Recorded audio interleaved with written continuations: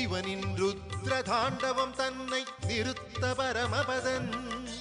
திருநாங்கூரெனும் திருத்தலம் வந்திட பரமபதநாதன்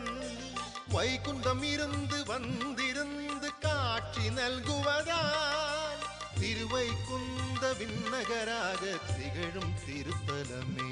திருநாங்கூர் திருத்தலமே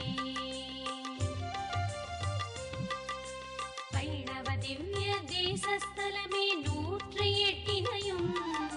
ஸ்ரீமதி ராமானுஜ